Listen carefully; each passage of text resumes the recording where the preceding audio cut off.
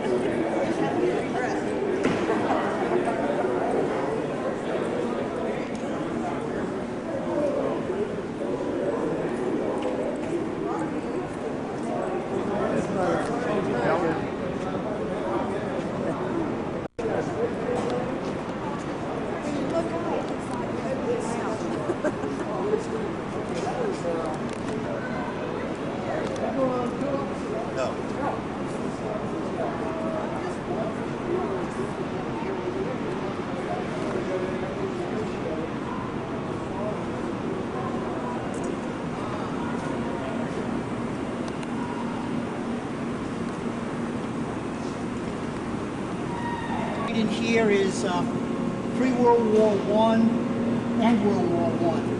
And there are two airplanes that show you definitely pre-World War I. One is the Benoist Corn. Here's an airplane that is very unique in the fact that we're talking 1912. You have a completely enclosed fuselage, which is pretty rare for an airplane at that time. Built by the Corn brothers at the Benoist factory in St. Louis.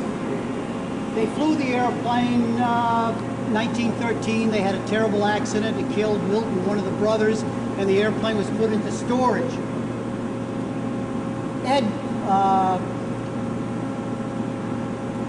His brother Ed went ahead and just put the airplane into storage for a while until World War I came along, and this aviation school wanted something to work on so that the young students could understand aviation and how they construction and modifications and so forth. So he loaned this airplane to the school, and the students went ahead and worked on it and learned the art of building an airplane. The stipulation was, though, when he got the airplane back, okay, it would be completely restored. Well, the students did not have the original plans for the airplane, so what he got back was something that looked like a Jenny.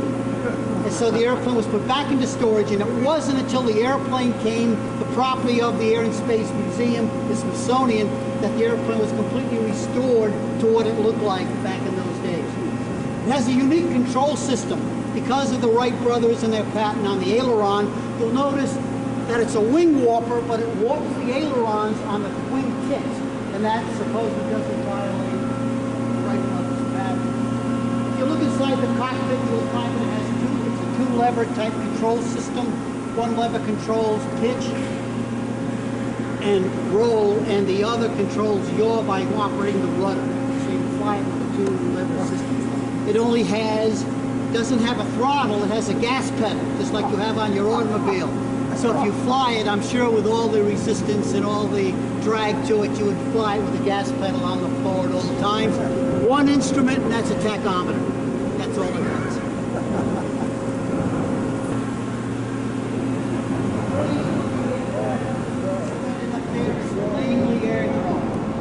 Mr. Langley, well, I should say Professor Langley.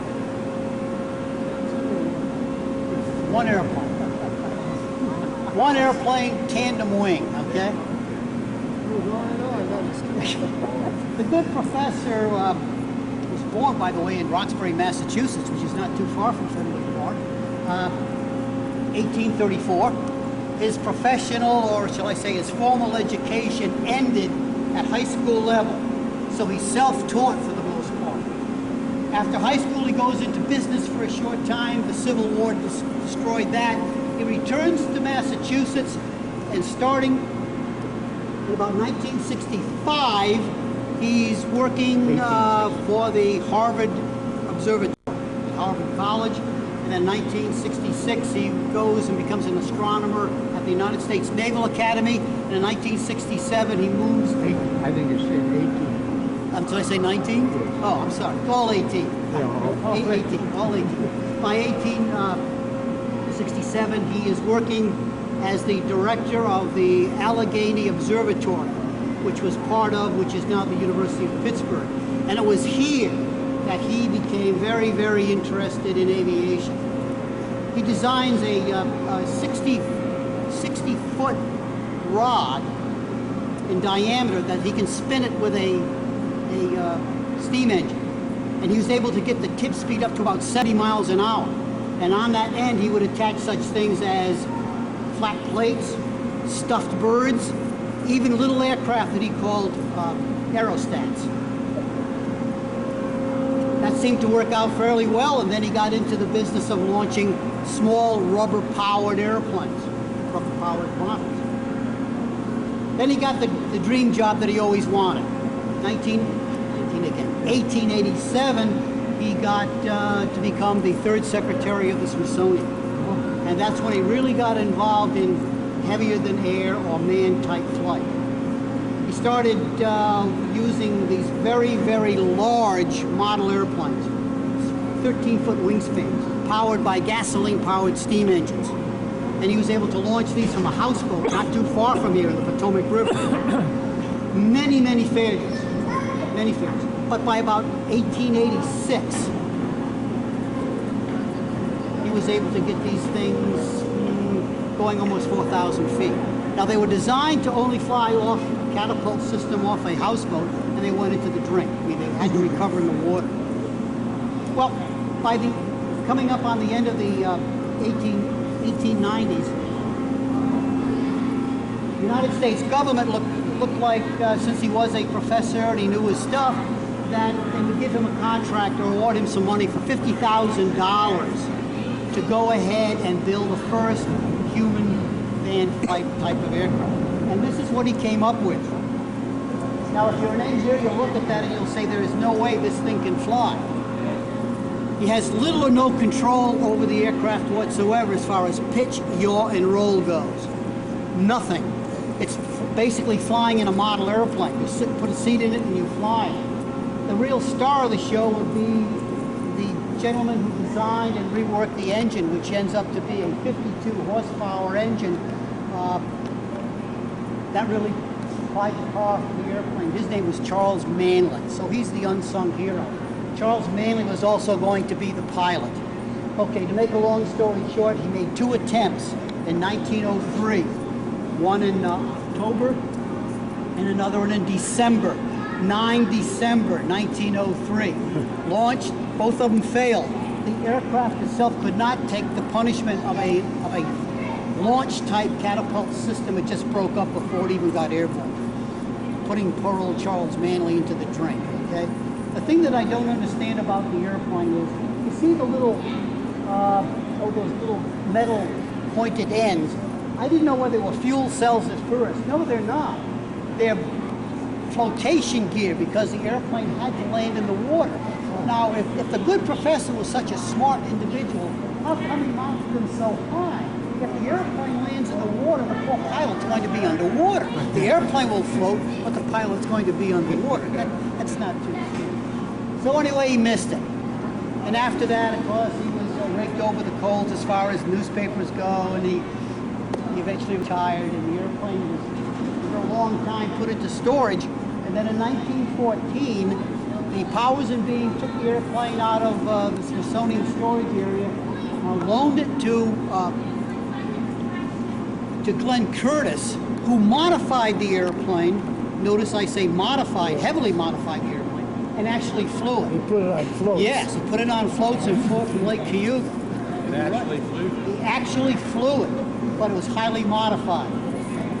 So when the airplane comes back to the Smithsonian, and because of the good professor was the third president or secretary of the Smithsonian, they go ahead and put a sign on it that says first aircraft capable of human flight, carrying a human being flight. The Wright brothers were really upset over that. They say, that's not true.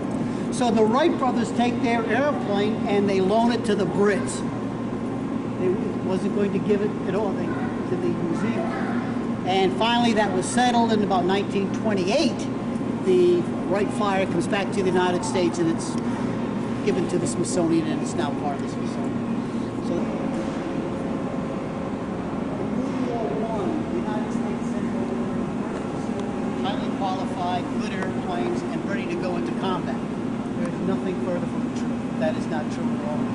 The only combat experience, if you want to call it that, that the United States had was chasing Pancho Villa across the border, and they did that in JN-2s, which were trainers, and that was a disaster. Okay. And so when the United States finally went to war in World War II, and the first pursuit group goes over to France, we had to buy the airplanes from our allies. And the French just about supplied all the airplanes. And the first one we want to see is the Cadron, which is located right here. It is a two-place, twin-engine airplane that was designed by the Cadron brothers, 1915. It had two types of engines on it. One, it had rotary engines, and you all know about the rotary engine. The whole engine turns. And then another one where they have these Anzanis, which were regular air-cooled reciprocal engines. This one happens to be the rotary. 1915, you can classify this probably as one of the world's first strategic bombers. Why? Because this type of airplane took off from French soil, went to the Rhineland and bombed German munition factories. But the Germans were not stupid. By the end of the 1960s, Germany developed a great defensive system, airplanes and AAA, anti-aircraft artillery, and of course these airplanes were so slow that they were vulnerable, very vulnerable. So the airplanes were dropped from the bomber rotor. By 1917, they were used primarily for reconnaissance, flying over enemy lines and so forth. And then the airplanes by 1918 had become so obsolete that they were used strictly for trainers. The United States purchased 10 of these airplanes. Not one of them ever saw combat. They were used strictly for training. Now it's a wing warper. You actually twist the wings to make the airplane turn. The defensive weapon system is one gun in the front and one in the back that fires over the pilot's head, which I'm sure did not impress him at all. This one, as you can see, comes very, very close to the propeller arm. So if you're a very excited gunner and you start waving your arms, you could get your arms caught in the propeller, which would not too good. The rotary engine, you all know, the whole engine rotates and only knows one speed, and that's full speed all the time. And to coast the engine down, the pilot has a blip switch. By pressing the blip switch, it cuts the ignition off to the engine, and that's how they slow it down. So if you ever go up to old Rhinebeck and watch them fly their airplanes, you hear these airplanes coming in with this burp, burp, they're cutting the engine off. But the engine is still going through intake, compression, there's no power because you don't have a spark, and exhaust. What's happening on the exhaust portion? It's throwing all this unburned oil and gasoline out the exhaust stacks. And you all know what the leading lubricant was back in those days, right? Castor oil. And they found out that ingesting the castor oil was the same thing as taking it. And so thank God the airplanes didn't fly too long, or it would have been very embarrassing. They put cowlings around them so that all this goo and junk would collect and drain out the bottom. But there was a huge explosion when you release that button on the cycle to get them going again. It's like driving your car with the gas pedal on the floor all the time and you controlling your speed with the ignition switch. What's the plumb bob for? The plumb bob is strictly for an antenna that they could unroll and you could send it out and you could communicate, send radio messages. Because you can see it there, that's what that little, that's what it's for. The plane was basically a failure. What they tried to do, the French tried to do, is just take a Spad fighter and put a back seat in it. It made the airplane too heavy. It couldn't get up to altitude. It had very poor landing characteristics, too fast, not very maneuverable. But the airplane is here because of who flew it. That happens to be the personal airplane for General Billy Mitchell during World War I. You see up there, that's the Newport 28. That is the fighter that the United States bought from the French as their front-line fighter. We're now talking 1917. The French never approved it for combat operations because it had a small problem. High-speed dives and very high G aerobatic maneuvers, the leading edge of the top wing had a tendency to collapse and shed all of its fabric, which made the airplane unacceptable to the French. But the Americans needed the airplane, so the French, sell it to the Americans, and we did. We bought quite a few of these airplanes, and these are the type of airplanes that served in the 1st Pursuit Group. The 27th, the 94th Hatton Rangers, this one depicts the 95th and the 147. As a matter of fact, Eddie Rickenbacker made his first kills in Newport 28s. And they were kept on until the coming of the SPAD, which was the fighter for the United States, SPAD 13.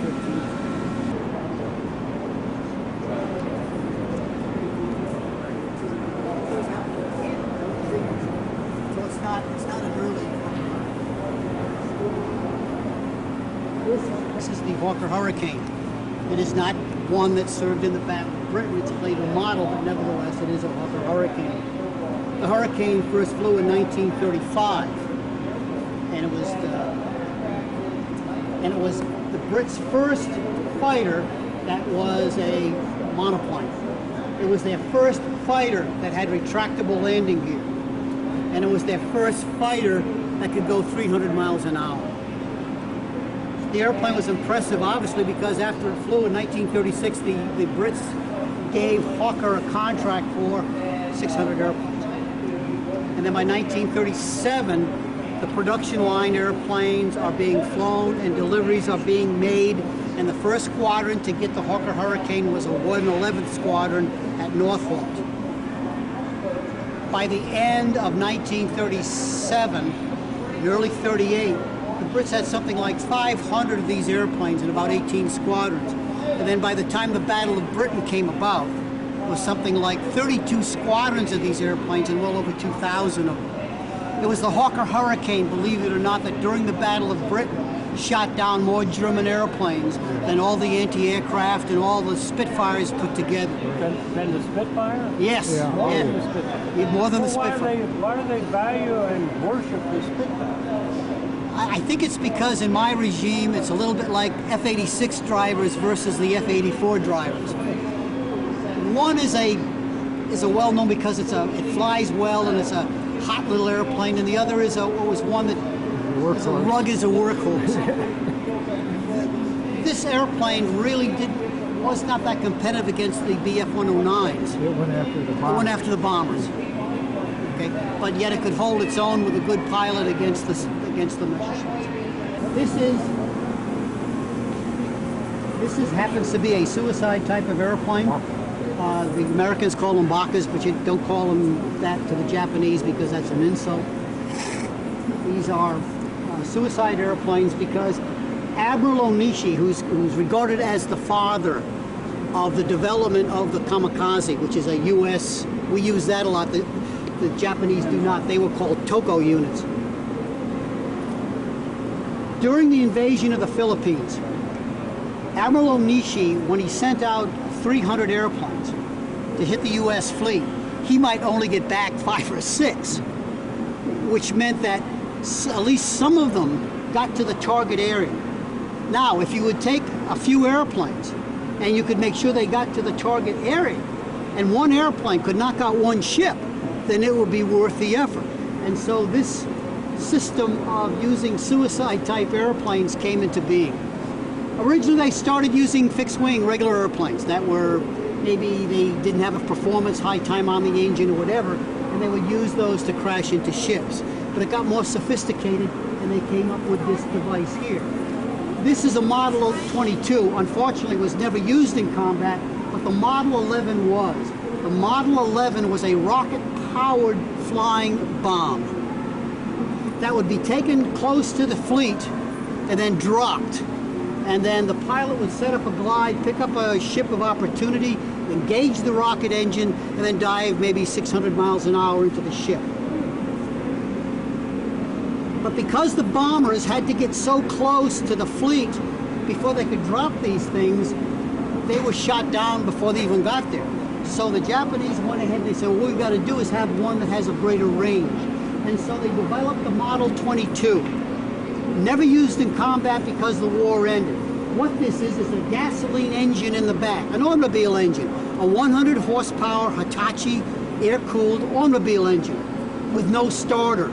So the engine had to be started before the airplane took off underneath the bomber. But that was okay. When the airplane got within 100 miles, approximately 80 to 100 miles now from the fleet, this would be dropped, and the pilot would open a valve and pour fuel into the compressor section of this gasoline-driven engine. It would ignite, and what you have is a glorified afterburner. And now it became a jet airplane, and the jet had enough range and speed to cover the extra mileage to get to the fleet. But unfortunately, as I say, it was never used. The front end was the bomb? In the front. What's the flower for? Chrysanthemum. It's just the flower of Japan. Airplane. And then mating it with a submarine. So the airplane can be launched from a submarine. Zachary. By 1915 in Germany had an airplane called the Friedrichshafen FF-29A. And it was a small twin float airplane that could be lashed to the deck of a submarine. And the submarine could go out to sea and then partially submerge. The airplane would float and then start the engine up and the airplane would take off and do either reconnaissance work for the submarine or act as a bomber because it increased its range. But that fell through. They gave up on it. 1960, the Brits had an airplane called the Sockworth-Snyders. They put them aboard a submarine to attack some Zeppelin bases in the North Atlantic. Well, that failed because the weather was always unpredictable and you couldn't launch the airplane. Back to Germany. Germany came up with another airplane called the Brandenburg W-20. This airplane could be completely disassembled, put inside a submarine. Now the submarine can go underwater to some location, come to the surface, and pull all the parts, assemble the airplane, and launch it. But that fell through. Not very realistic. Believe it or not, every single country with a large submarine force after World War I, all the way up to the beginning of World War II, looked into the concept of launching airplanes from submarines. Even the United States, but all gave up on it, saying it's not practical, except the Japanese. By the end of the 1920s, Japan had the capability to launch small observation-type airplanes from submarines. And by the end of the 1930s, Japan had developed multiple classes of submarines to launch these airplanes. When Japan began its expansion as in 1938, 1939, the Imperial Navy realized that eventually they would have to go to war with the United States. And Admiral Yamamoto said, if we do, we have got to find a way to attack the continental United States, bomb such cities as New York or Washington, D.C., but they're going to have to attack the U.S. So they came up with a concept. Okay, well, how can we do this? The only way to do it was by submarine and airplanes. They milled it around, but nothing came up. We now have the beginning of World War II, 1939. Germany marches into Poland. Still nothing done by the Japanese. Pearl Harbor. Now you would think that this was the time that the Japanese would say, go with the program. Still no final answer. The final answer came right after Doolittle, or it appears that after Doolittle bombed Japan, the Japanese said, okay, this is it. We are going to go into this program. They issued the specifications for the airplane to Aichi. The specifications were very simple. 300 knot airplane, a range of 800 nautical miles. No disassembly. Wow. No disassembly. That meant no landing gear, okay? Not a kamikaze. The airplanes are going to be Kleenex type airplanes. One blowing, you throw them away. Okay, they're going to be expendable. And it could be able to carry 1,800 pounds, either a torpedo or a bomb load equivalent to that. So the specifications issued to Aichi by 1942, Aichi came up with a mock-up of the airplane. They looked at it, and by a very, very unique hydraulic system, they were able to rotate the wings 90 degrees and hydraulically fold them across the fuselage. And then the tail assembly was manually folded over. This whole airplane could fit, was exactly when it finished, to get close, finish, be 8 feet wide. The biggest part of the airplane to worry about was the propeller. That was 10.5 feet in diameter. So they standardized the tube that the airplane was going to go into in the submarine 11.5 feet. Now, for the submarine is another whole story. The new submarine was going to be the I-400 class. I's in Japanese are pronounced E, so the Japanese call them E-400s. 400 feet long. A range of over 36,500 nautical miles. Why so great? So that the Japanese could send the submarines out from Japan, strike any target in the world, and then bring them back without refueling them. So it represents to the United States a huge changeover, a new philosophy of fighters. Because up until the coming of this airplane for the Army Air Corps, the term pursuit, which is the same thing as a fighter, meant ground support. Although they were fighters, they were not air-to-air type of airplanes. The P-40 was not an air-to-air airplane. The P-39 was not an air-to-air type of airplane. These were airplanes primarily designed for ground support, supporting the troops on the ground. This airplane comes along and it is designed as an interceptor, an airplane that's going to have speed, an airplane that has a fantastic rate of climb, an airplane not necessarily having to go top gunning it, not flying around the countryside shooting up airplanes, but an airplane that you could get into position to attack your enemy and shoot them down by having altitude and speed capability. And that's what this airplane did. The tragic story about the airplane is the fact that when Lockheed got the specs for it, the contract only called for 50 airplanes. That was it, no more. So Lockheed went ahead and they just did not design the airplane for mass production. They were basically hand-built. Then they take the very first P-38, and it's not even, it only has like something like 5 hours on it, okay?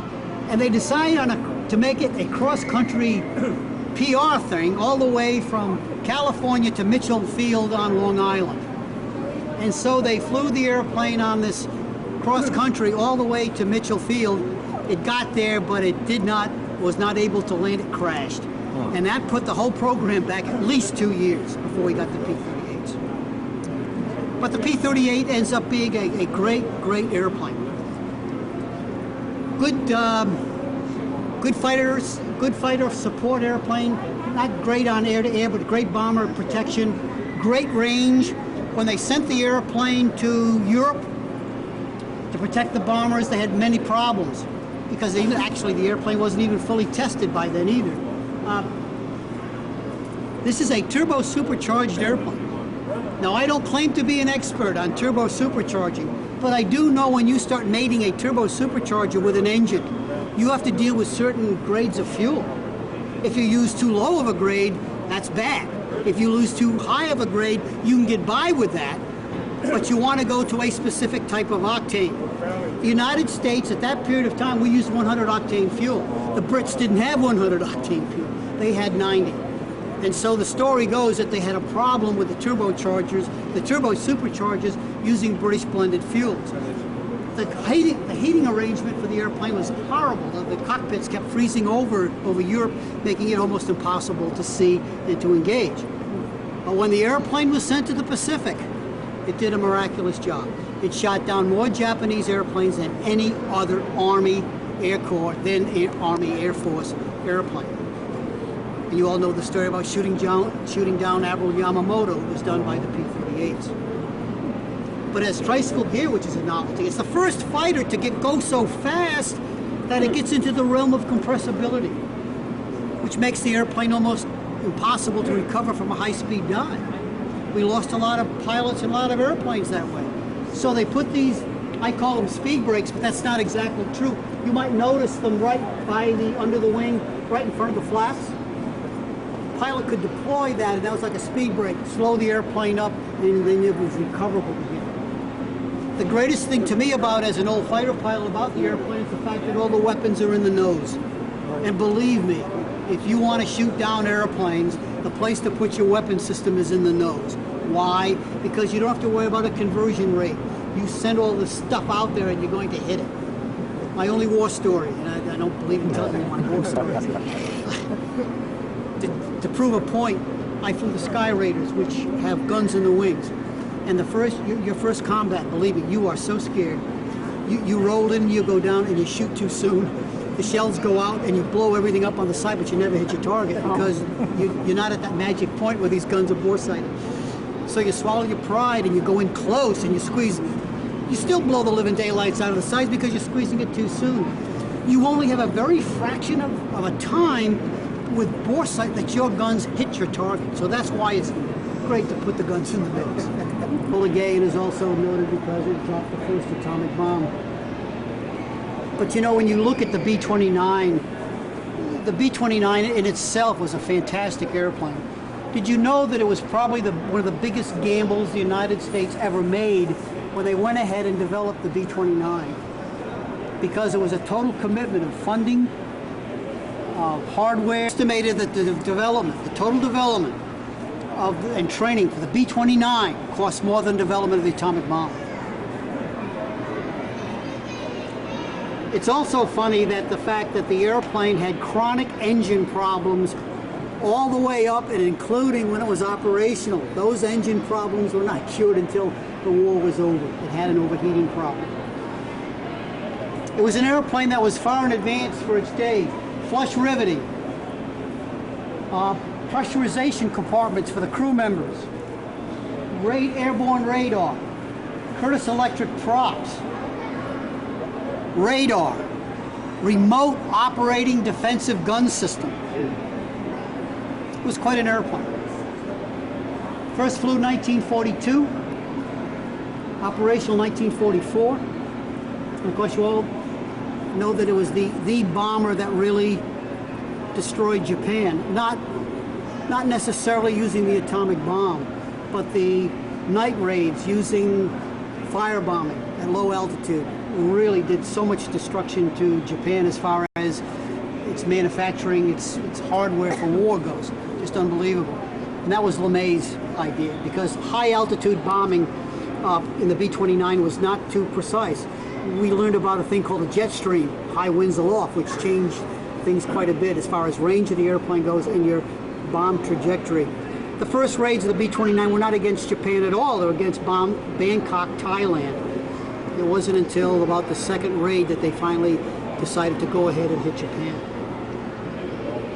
But I want to say a little bit more about the B-29 after the war was over. Please, for a moment, forget about the fact that it dropped the first atomic bomb and the second atomic bomb.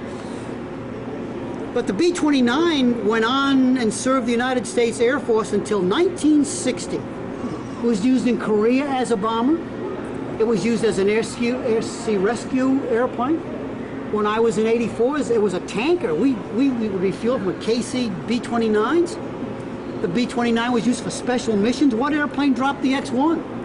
A B-29. So the B-29 was used for, it was also used as a trainer. When I finished flight school, my classmates who went to multi-engine school, to get their 4-engine qualifications, they went to Randolph Air Force Base and checked out in TB-29s. Is this the one the Soviets copied? It's the type of airplane that the Soviets copied, bolt by bolt. Right. Even the cigarette lighter was exactly the same.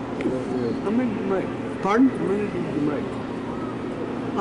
Just under 5,000 of them, 4,800 plus, by 3 companies: Boeing, Martin, and Bell. All the airplanes that were modified to drop the atomic bomb, except the last 6, were all Martin airplanes, not Boeing's. That's strange, because Boeing designed the airplane, but all Martin airplanes. So the B-29 is quite, the last flight that I know of was 1960, and the airplane was retired then. And you might ask, that's not very much. Why only 800 miles? Because if you look at the map of Europe, you'll find that all the major cities are well within 800 miles of each other. So there was no need to make an airplane with thousands of miles of range. Started out as a single-engine airplane, by the way, but didn't have enough oomph, so they went ahead and put 3 engines on it. The airplane served as an airliner, of course, for Luftwaffe, and it was a Luftwaffe cargo and bomber type airplane. 90% of all the cargo missions flown by the German Air Force during World War II were done by the Ju-52s. Is it a A lot of Ju-88? drag, but very rugged and very dependable, and from what I gather, very safe type of airplane. You'll notice that the flaps and the ailerons extend below the wing. Why do you think they would do that? Kind of like an extra lifting service. Exactly. It's an extra wing. It also makes it a bi-wing Yeah, type of bi-wing. airplane. Absolutely correct. Yeah, let's look at that thing. Look how long it is. Oh, what a wind there. Coolers, oil coolers for the engines. A little bit of trivia. But there's a BMW. Hitler had his own private air force that flew him around just like all the presidents and everyone else in every country. The serial number of his airplane, of Hitler's airplane, was D. D is in Delta 2600. Air Force One was 26000. Yeah, strange. There are little mirrors. Why would they put mirrors on the cowling of this airplane? Let's see. Well, it's a fixed gear. He doesn't need to know if his gear's down. That's right. This one is on fire. Well, you're closer than you think. Is that But that's because you would notice that the engine on fire. To see if there's any oil or anything dripping out of I this thought engine or that too. something like No, that's not because he could probably see that. Okay, believe it or not, the mirrors are on there because in the old days we didn't have auto lean mixtures, and so the pilot would bring the mixture back, and as soon as the flame turned from orange to blue, he knew that was the most economy, and that's what he did because he could see the exhaust stacks on the other engines, but couldn't see this one. that. How about that? That makes sense. 8 feet wide, and it's our first pressurized operational commercial airliner. We're talking the 1930s, end of the 1930s. We're talking about an airplane now that can go up to 20,000 feet and keep all the passengers nice and comfortable at a level of about 8,000 feet. And it was this type of fuselage, okay? Does that look familiar at all to you? Well, when Boeing was submitting their design plans for the B-29, they used that fuselage as their test bed. In other words, it was one of their designs to go with a pressurized type fuselage for the B-29. Wing came off of B-17. Yeah, B-17 wing. Yeah, that's what he said. Yeah, Oh, I'm sorry. Yeah. it is. It's a matter of fact, the tail section is B-17. The engine's a B-17. 10 were only 10 were built. Pan Am and TWA flew them, and Howard Hughes had his own private one that he had. His airplane, I like to say that this is the only airplane in existence, and that's true, but his airplane, as far as I know, is still in Florida, and it's called the Cosmic Muffin, and it is a houseboat. Yeah.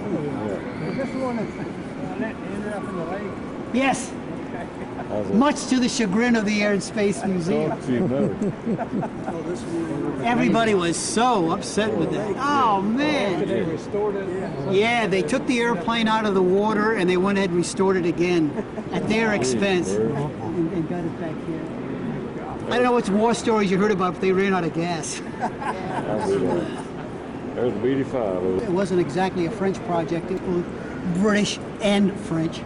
This happens to be the very first one, made the very first flight, and also was the last one to fly and flew here. Mach 2 type. I don't know too much about the airplane, other than the fact that if you flew in it, it's very expensive for a ticket. It is a very wasteful airplane as far as fuel goes, and it had to be modified in order to fly into the United States. One time, the nose unit that covered the windshield was solid because at his altitude, flying across the Atlantic. There was nobody up there but him, so you did not have to see outside. You could just fly instruments. And I'm sure that between the radar and autopilots, the airplane flew by itself anyway. But as it came into the United States, the FAA demanded that if that cone is on, you got to have a window in it so they can see where you're going. And so the airplane was modified with windows in front. Yeah. Only for the United States. I've never been in one, but I do know that we've had quite a few people who have been going on the tours who have flown in it and say it is a very small thing. And not to criticize the people who come here, not at all, but if you're on a regular tour, we have tourists, and they're not, you know. And I like to learn from you all because a lot of you have aviation backgrounds also. And it's funny because unless all of us put our minds together and put all these pieces together, it's like a quilt. It's never going to be in it. And a lot of the old World War II pilots are this is, of course, Bob Hoover's airplane. This is the one I'm sure you've seen in his air shows where he loops it and rolls it and shuts one engine down and then does all the maneuvers. But his greatest maneuver is when he shuts both of them down and he comes around and rolls it and touches it down and taxis off the runway and comes right back to the right in front of the Union State. That is amazing. And they've been solidly. Yeah, he's also done it with a glass of water on the instrument and not one drop. He's amazing. But you know, that's not so difficult as you think. And you have an aviation background. You know, the airplane doesn't know what it's doing. And if you pull positive G's all the time, it's real. Right there, one with a navigator by the name of Noonan, and the other one's solo. It's also the type of airplane that he experimented with high altitude operations, and he did invent, along with Goodyear, the first high altitude pressure suit. When they restored this airplane, and this is what's fun about restoration, they found a slip of paper. When they looked at it and opened it up, it was a fuel chip signed by Wiley Post. They got some fuel. And those are the things that. Is this the actual Winnie Mag? This is the one in the That's the real Winnie Mag? No, he was not killed in a Winnie Mag. Oh, okay.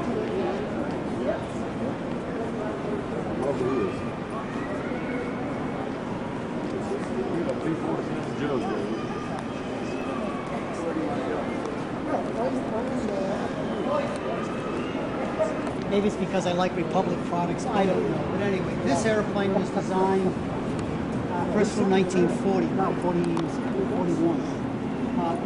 Designed primarily as a high altitude support airplane for bombers, but a high altitude fighter. Turbocharged, turbo supercharged, very heavy, very large. Republic's is noted for its heavy airplanes and always being underpowered, but this airplane had plenty of power, had a modified paddle blade, that means a wide chord propeller blade, which made the airplane perform very, very well, and was used as a high altitude escort fighter until the introduction of the North American P-51. And the 51 then took over the escort duties for the bombers going over Europe, and the P-47 becomes a fighter bomber. These were the airplanes that went in before bomber raids, knocking out the Luftwaffe on the ground, knocking all tactical targets on D-Day. They were advanced to the troops, knocking out tanks, anti-aircraft positions, troop concentration, strafing, you name it. This airplane did it. Modified over the years with going from a regular canopy to a bubble-type canopy so you can see better. And there are numerous pictures of this airplane being brought back with one jug shot away from the engine, and some hitting trees, props bent back, and always bringing them back. A very, very reliable airplane. When you talk to some German pilots, they will say that a lot of them preferred this over the Messerschmitt 109, but it's the same old story about pilots. If you have a lot of time in one and you feel comfortable in it and you can do things with it nobody else can, that's the best airplane in the world. But there are some things about this airplane that amaze me. We're talking about an airplane dating back 1939, paddle blade prop. You don't see that until a modification on a P-47 much later. If you look inside the cockpit, you will find that there's a computer in it, No, not electronic, but manual. Every time you play with the throttle to move it forward or backward, it automatically changes the pitch of the propeller so you have max performance all the time. Amazing. It has an explosive squibs in the cockpit. You can blow the canopy off, which is nice to have too. It has a system where they, remember we discussed a little bit about putting the guns in the wings and how it's not too good. Notice what the Germans did. They couldn't put the gun in the nose section here, but they put it as close to the wing root as possible so that you would still have that pretty good cone of fire. The amazing thing about this particular airplane is that this is the F-8. It is the fighter bomber version of the airplane. This is designed for ground support, as you can tell by the external stores on the wings. When the airplane was restored, they had everything complete except for the bomb rack, the center bomb rack. And a young Norwegian lad happened to see it, and I guess in some periodical, and it said the Air and Space Museum in the United States needs looking for a bomb rack or an FW-190. And he remembered that one had crashed in the hillside close to his village. So he takes his buddies and they go up on the hillside and they pull the bomb rack off the airplane. And that is an original bomb rack off of an FW-190. And it's amazing how you get these different things from different places. The fuselage was so narrow that it took off on a dolly system, which was jettisoned, and then they would land on the skid. But that was not practical for combat conditions because once the airplane's out in the middle of the airfield, you've got to send a crew out there to jack it up and put wheels on it and bring it back. Not very realistic. So they modified it and eventually put wheels on it. And here you have an airplane that had performance and altitude capability far in excess to anything we had at the time. The little periscope you see up there on top was first used just to cover the tail of the airplane, because the only time this airplane was vulnerable is when it was letting down to land. At altitude of 30,000, 40,000 feet, there was nothing we had. So it's a single-place airplane, so the control system has a provision where you can move the stick over, or the wheel over, and then you can fly the airplane with an autopilot and take pictures because it was a reconnaissance airplane also. This is the type of airplane that led a raid on the bridge at Remagen. You all know that from your history. That was the bridge that was to get into Germany, and they tried to destroy it, but it didn't work, and it was up, and the Allies used it for a while to get into Germany. The engines, to me, are what's amazing on the airplane. These are UMO 004s. You've all flown in modern airliners, I know, and you've all probably took a peek at the engines, and you find that every jet engine has this large bulbous type thing right in the middle of the engine, just like this one has. Those are your starter generators, probably alternators now, but starters for the most part. That's the thing that you engage, and it spools up the compressor, 19-20%, squirt the fuel in it, ignite it, and off you go.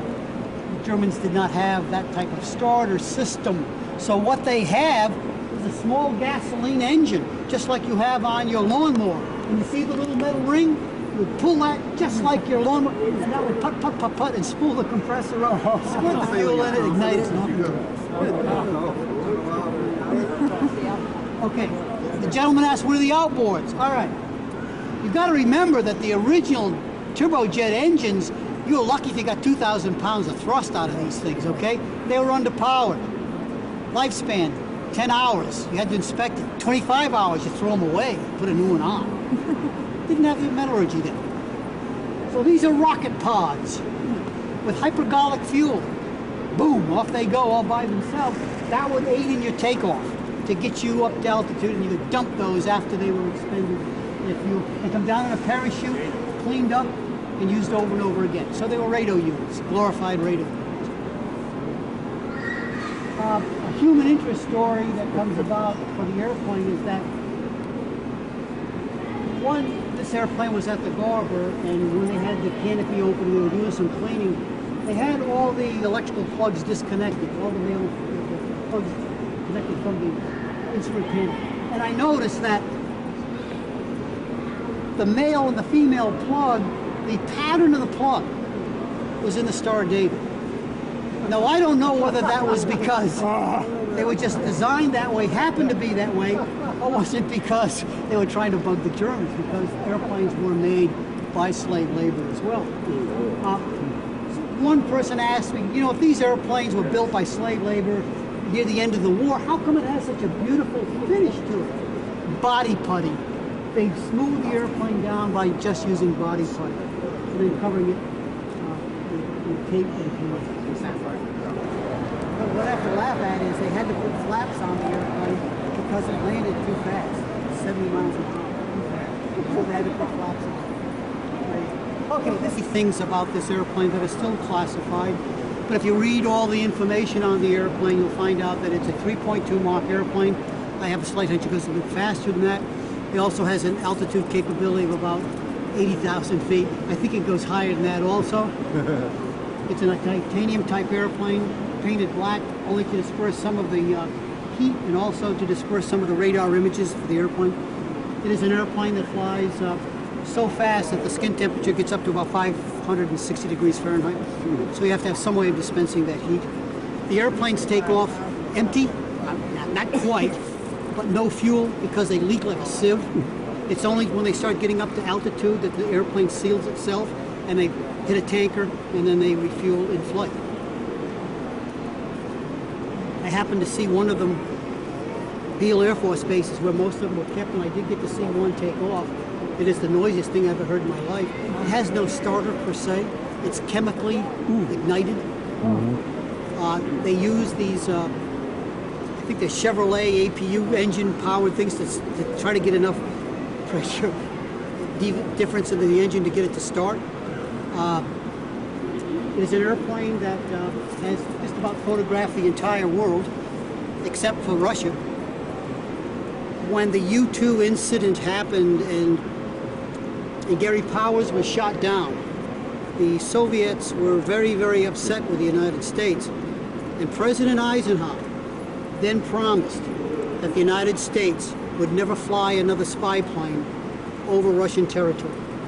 And as far as I know, that promise was never broken. The SR-71 never flew over Russian territory. It flew everywhere else, but not over Russia. And besides, today we have satellites, okay?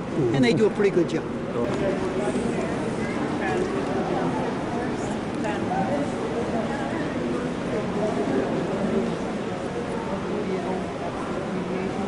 And it's the only vehicle in the world where you can take off like a rocket, fly like some sort of an asteroid up there, and then recover as a glider.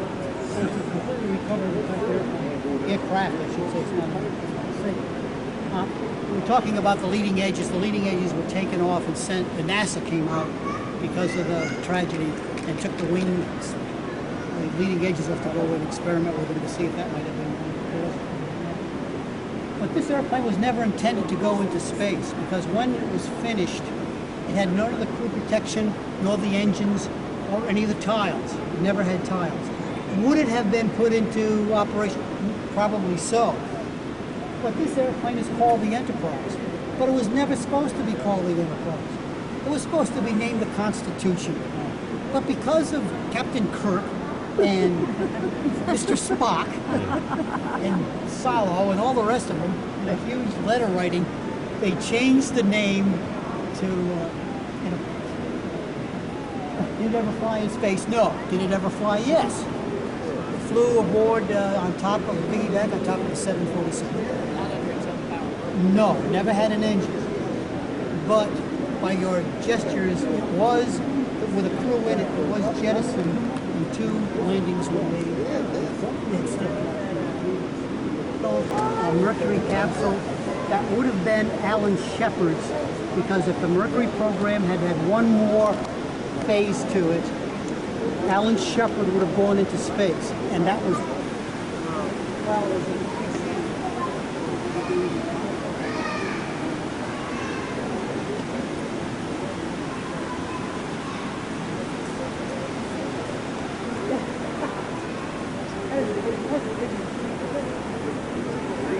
So we're now approaching the Korean. The Korean wasn't war either; it was a police action. Korean police action. At this time, the United States Air Force was looking for a jet type of fighter to replace all its propeller-driven air fighters. They went to North American only because North American was building an airplane called the FJ-1 for the Navy. But it had a straight wing and a rather bulbous fuselage. When the Air Force looked at it and looked over the performance, they found out that the airplane would not go 600 miles an hour. And that was one of the specs that the Air Force wanted in their new jet fighter, to go 600 miles an hour. Well, fortunately, by that time, a lot of captured German documentation came into the United States and addressed the problems of swept wing, the advantage of sweeping a wing back on an airplane. And so they decided to sweep the wings back 35 degrees, and lo and behold, it becomes the F-86, and just a fantastic fighter. Is it supersonic? Well, no. Did it go supersonic? Well, yes, but in a dive. It's a high transonic type of airplane. The big modification made to the airplane that made it very superior was a slab tail, a one-piece horizontal stabilizer, rather than having a fixed elevator, a fixed fin and then an elevator in the back. Because they found out in testing that with the slab type of elevator, you're very maneuverable even at high transonic speeds. And then they found out later it's also good for supersonic flight. So the airplane becomes operational, and by 1950 it is sent to Korea to come back. This airplane right here, which was a complete total surprise to the United States, the MiG-15. The MiG-15 was developed before the 86, but the Russians lacked the knowledge of an engine power plant for it. And the Brits, bless their souls, sold the Russians a Sapphire-type jet engine, and that's what's in it. A British design, but Russian-built engine. Now, the Russians developed their airplanes a lot differently than we do. For example, North American Aviation not only designs the airplane, but they build it, and their test pilots fly it and so forth, and then it's purchased by the Air Force or whatever, by military service. In Russia, then the Soviet Union, the airplanes are designed by a bureau, and it could be Mikoyan, it can be Ilyushin, it can be all the designers. They have nothing to do with production. They design airplanes. And then once they decide that's it, they send them off to a company that is in the manufacturing business. They could be manufacturing cars, they could be manufacturing refrigerators, stoves, doesn't matter. And they just make the airplanes because they have the blueprints and the plans. What the heck? So they tool them up and they produce their airplanes. It has nothing to do with their quality, because their airplanes, although very inexpensive, relatively speaking, they're well-performing type airplanes. And so when the MiG-15 is introduced into Korea in about November of 1950, this makes the 51s and the F-82s and the F-80s all straight wing and some propeller driven, and the F-84 obsolete. This airplane just outperformed them like mad. So we had to rush the 86 into Korea, and lo and behold, it did very, very well against the MiG. The kill ratio is we still argue about.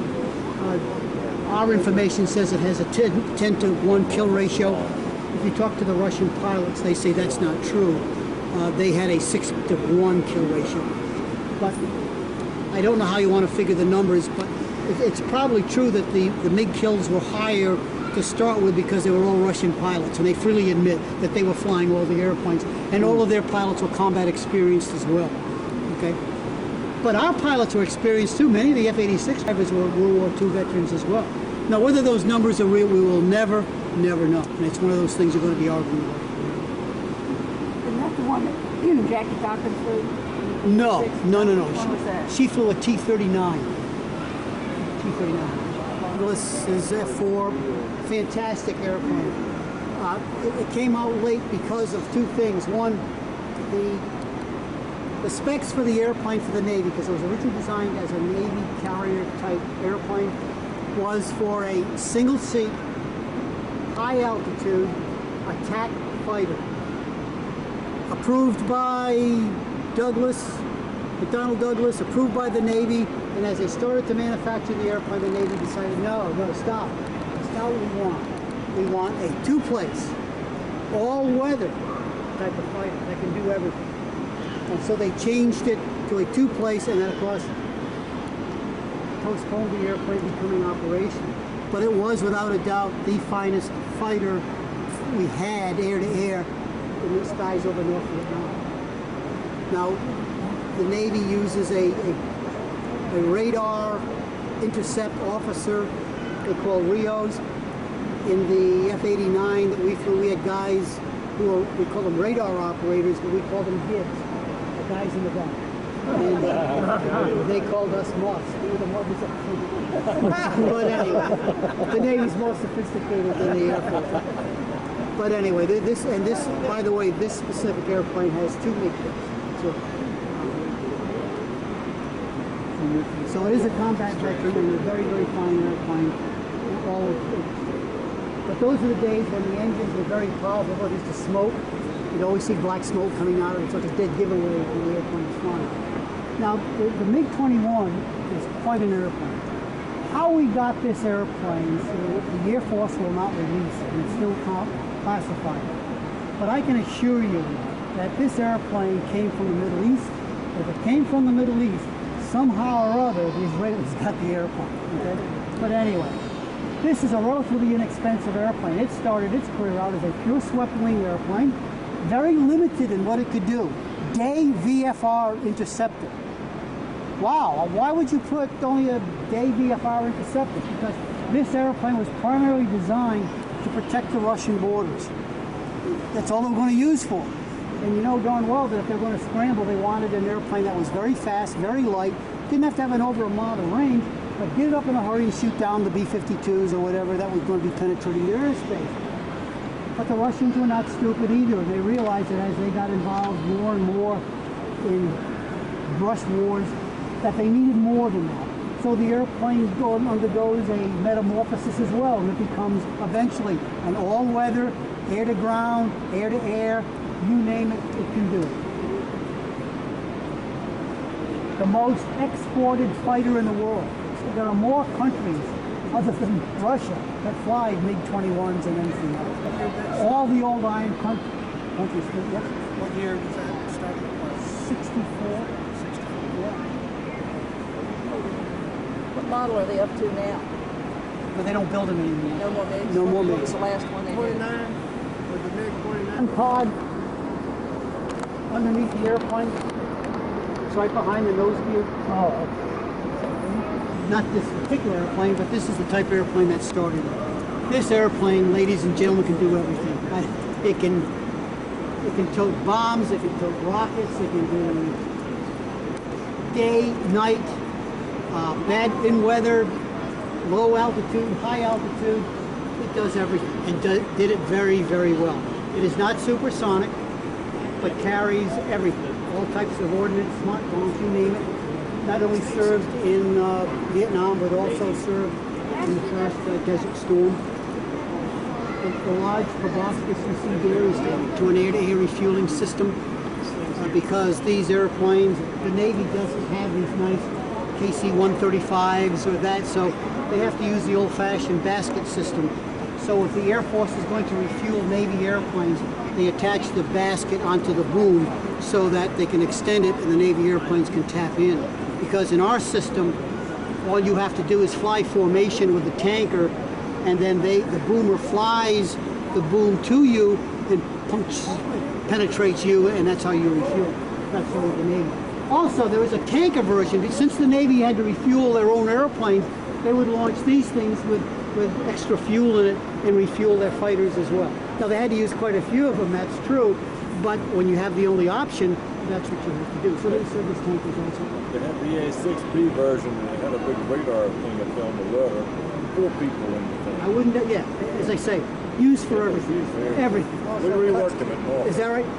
As an Air Force person, I can say this is not only is it a dependable airplane, but it actually could do everything. There was no mission this airplane could not fly. And now they're phasing them all out. You see that metal, that extra thick metal around there is titanium. That's a very vulnerable part of the engine right there. So if it blows, it protects you. Again, being an Air Force type, I often wonder what those darn lights were on the nose gear. It's for your instrument or ILS approach going into a carrier. They can look at those lights and they can tell if you're on the glide path or not. The guy with the guy playing ping pong. Also cuts cables out here. The way you are getting Now, this is the very first X-35.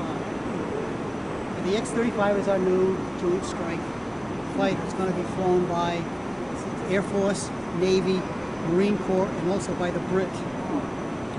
Each one with their own, each service has their own certain requirements. For example, this is an airplane designed for stealth. It has that design to it. It's also designed to go supersonic, and it's also designed to land vertically.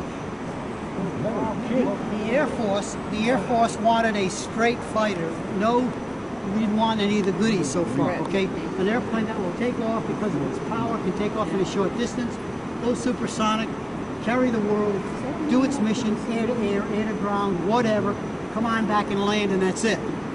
The Navy says, well, wait a minute, we want an airplane that can take carrier operations. They take a tremendous pounding landing on carrier decks. So we want an airplane that's beefed up with a little bigger wing so that maybe it comes down a little slower, with larger ailerons so that you can control a little bit better at low airspeed, and definitely a beefed up landing gear. Okay, that's fine. Then the Marine Corps steps in and says, we want all of that. We want an airplane that lands vertically. So, here is an airplane that on its very first test hop takes off short field. It cannot take off vertically. At least not now. Maybe in the future, but it does not. It has a short field takeoff capability. Goes to altitude, goes supersonic, comes on down, and lands vertically. So it accomplished all of its missions on the very first flight. Sound like a Bob Hoover flight. Didn't he invent the vacuum cleaner? Yeah. I believe we. Oh, he's the president of the former president of the United States. President. And who builds the X-35? Lockheed Martin. We're getting to the point now where airplanes are so expensive that no company. Huey is probably the best known helicopter out of the Vietnam era, and you can't even show a movie of Vietnam without a Huey flying somewhere. But the Huey represents a really big change in helicopter operations. The helicopter first started being used in World War II, but it was very underpowered. It couldn't do much. And that's because there was no good power source. If you wanted an engine with horsepower, you had to make it bigger and heavier. And if you make it bigger and heavier, you're cutting down on your lifting capacity, and that kills a helicopter because you're lifting everything vertically. During Korea, the United States Marine Corps, not the Army, the Marine Corps, started experimenting with using helicopters as an assault-type vehicle into areas that were relatively safe. And they were the ones who first used helicopters to deploy troops into combat zones. But again, the helicopters were underpowered. They couldn't do very much. After Korea, the military realized that what they needed was more power. And the answer, the turbine engine. And so the specs went out for a new type of helicopter with a turbine engine. And what came out of it was a helicopter called the HU-40, which was the prototype of the UH-1. And the helicopter is called Huey.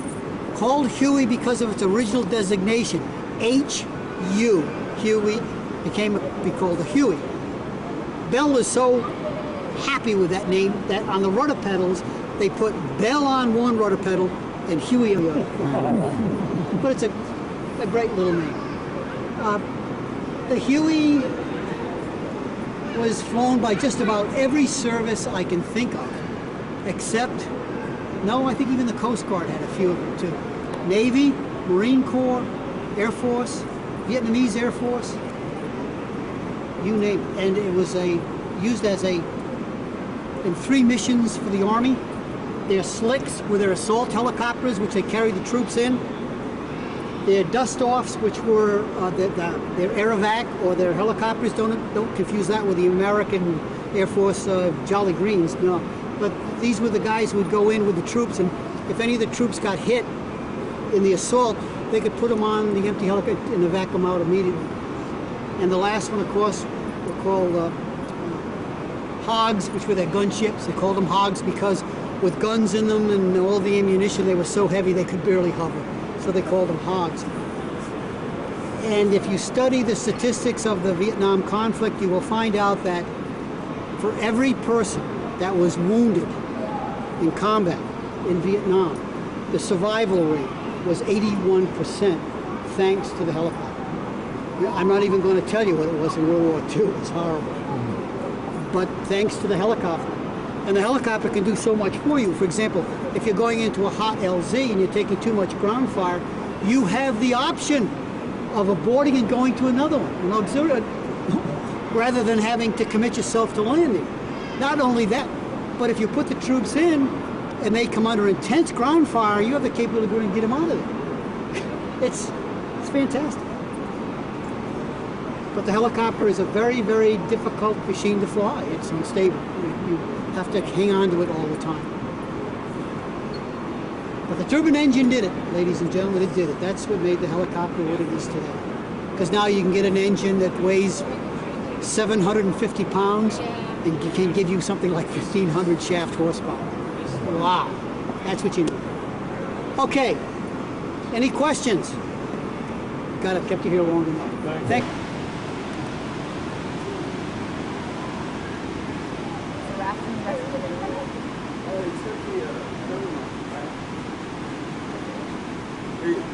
Normally when you see the Enterprise, you see a cone on the back to cover up the engines and make it more aerodynamic. I want to get those things over there. Those golf carts. Those aren't golf carts. There's golf carts up there, but then there's some other golf carts. I still think they're cool and I love them really.